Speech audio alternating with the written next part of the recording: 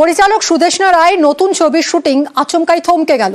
টেকনিশিয়ানদের বিরুদ্ধে অসহযোগিতার অভিযোগ করছেন পরিচালক। এই নিয়ে সোশ্যাল মিডিয়ায় লাইভ করে ক্ষোভ উগরে দিয়েছেন সুদেষ্ণা। আজকে আমি আমার শুটিং শুরু হওয়ার শুটিং এর প্রিপারেশন শুরু হওয়ার দিন, কারণ শুটিং এর ডেট হচ্ছে 18 তারিখ থেকে। আমার নতুন ছবি স্বপ্ন হলেও সত্যি, সেই শুটিং এর স্বপ্ন তো নয়, এটা একটা যাকে বলে আমাদের নাইটমেয়ার হচ্ছে। আমি এখানে এসেছি উত্তর কলকাতায়, যে বাড়িতে আমরা শুটিংটা করব সেই বাড়িটাতে এসেছি। দেখুন কেউ নেই এখানে, আপনারা দেখতে পাচ্ছেন কেউ আসেনি। তার কারণ হচ্ছে গত 1 মাস ধরে আমি যাদের সঙ্গে কাজ করেছি, যারা আমার টিম, যাদের মধ্যে অনেকেই আছে যারা প্রায় 2 দশক ধরে আমার সঙ্গে কাজ করছে, তারা আসেনি। প্রথম আমার যে প্রোডাকশন ম্যানেজার, তিনি কোনো কারণ, বিশেষ কারণ না জানিয়ে উনি 6 দিন আগে এই প্রজেক্ট থেকে চলে যান। কথা বলবো মানুষের সঙ্গে। মানুষ, টেকনিশিয়ানরা আজ শুটিং থাকলেও আসেননি। টেকনিশিয়ানদের বিরুদ্ধে অসহযোগিতার অভিযোগ করছেন পরিচালক সুদেষ্ণা রায়। কি কারণে এই অসহযোগিতা? দেখো মিমি, তোমাকে জানিয়ে রাখি যে এই বছরের শুরু থেকে কিন্তু আমরা দেখেছি যে কারণে অকারণে পরিচালকদের সঙ্গে টেকনিশিয়ান বা ফেডারেশনের যে দ্বন্দ্ব, সেটা কিন্তু বিভিন্ন পরিচালকের ক্ষেত্রে হয়েছে। কৌশিক গঙ্গোপাধ্যায় বলো, সৃজিত রায় বলো বা জয়দীপ মুখোপাধ্যায় বলো, নতুন সংযোজন বলা যেতে পারে সুদেষ্ণা রায়। সুদেষ্ণা রায় গতকাল এক ফেসবুক লাইভের মধ্যে দিয়ে এসে জানান যে তার দীর্ঘ 20 বছরের পুরনো প্রোডাকশন ম্যানেজার শুটিং শুরু হওয়ার মাত্র 6 দিন আগে কোনো কারণ না জানিয়ে আচমকা কাজ ছেড়ে দেন, এবং প্রোডাকশন ম্যানেজার যে গিল্ডের সদস্য, সেই গিল্ড এবং ফেডারেশনকে সুদেষ্ণা রায় ইমেল মারফত গোটা বিষয়টা জানিয়েছেন। তবে ফেডারেশনের তরফ থেকে কিন্তু কোনো সদুত্তর বা কারণ এখন পর্যন্ত জানানো হয়নি। টেকনিশিয়ানদের তরফ থেকেও আমরা ফেডারেশনের সঙ্গে যোগাযোগ করা হলে ধন্যবাদ।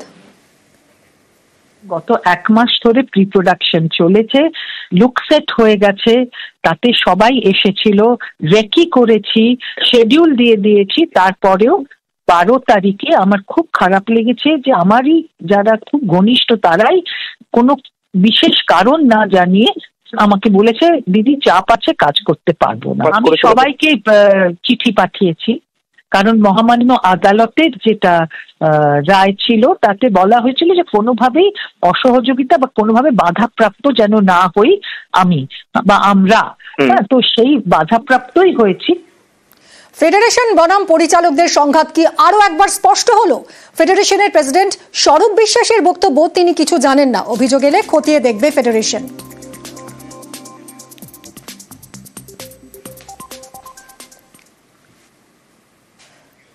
গ্রাম্য বিবাদে গ্রেফতার ঘিরে উত্তেজনা, মিথ্যে মামলায় গ্রেফতারের অভিযোগ। চন্দ্রকোনার জাড়া এলাকায় বিক্ষোভ, অবরোধ।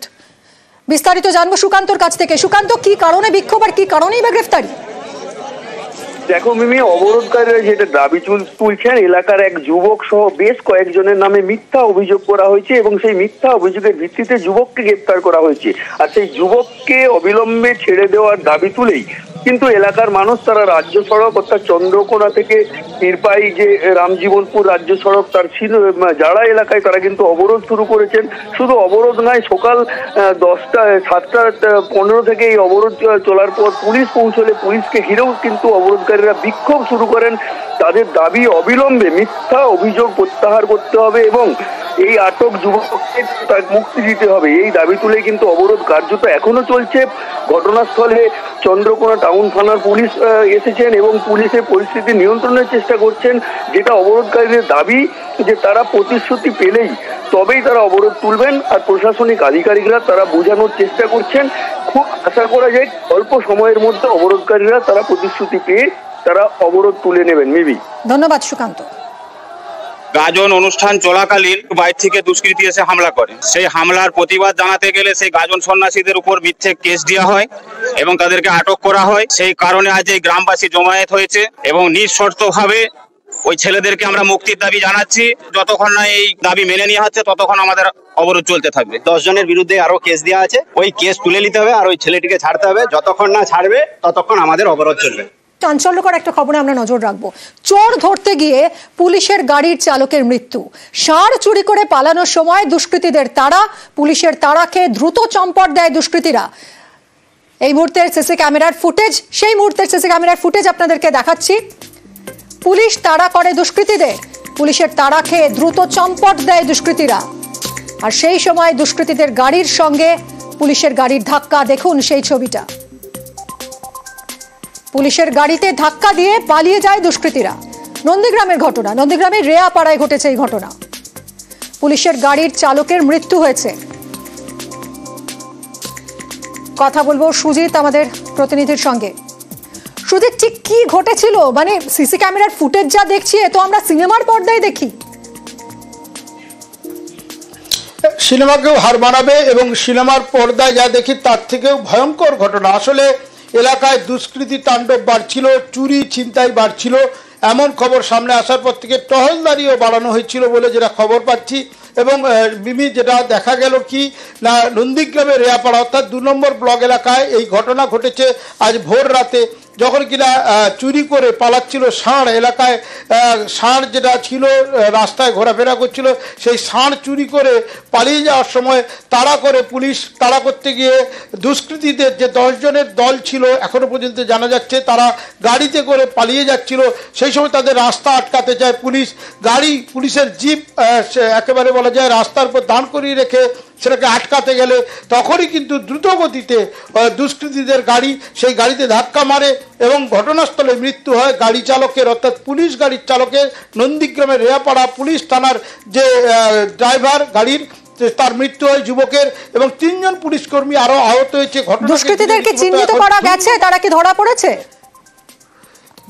দুষ্কৃতীদের ধরার এখনো যায়নি, দুষ্কৃতীরা পালিয়ে গেছে মিমি। তার থেকে বড় কথা যেটা হলো, নন্দীগ্রামের রেয়াপাড়া হাসপাতালে মৃতদেহ আটকে রেখে বিক্ষোভ চালাচ্ছে বা দেখাচ্ছে বিজেপির কর্মী সমর্থকরা, যাকে ঘিরে রীতিমতো তুলকালাম কাণ্ড, ধুন্ধুমার কাণ্ড।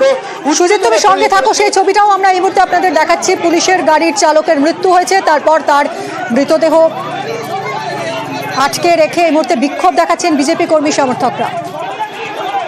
সুজিত, যেরকম জানাচ্ছিলে, কি দাবি, কেন এই বিক্ষোভ?